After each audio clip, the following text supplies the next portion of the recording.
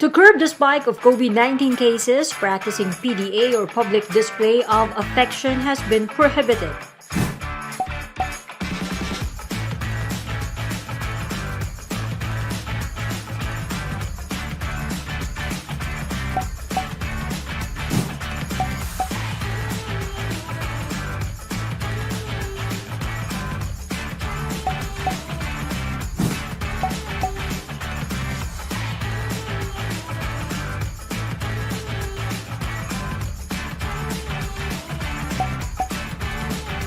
Police officers will call out people who are kissing, embracing, and holding hands.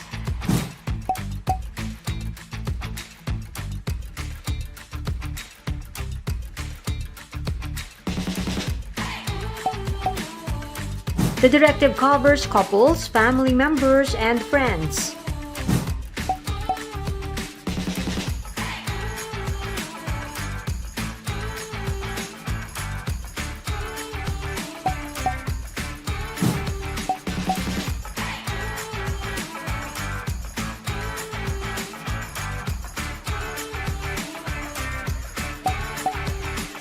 For the first offense, policemen will not arrest those caught doing PDA.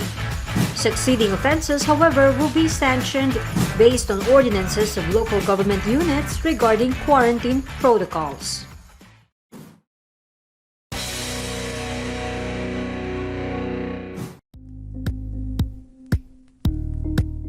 Thank you for watching Politico TV. Please like and subscribe to our channel for more videos.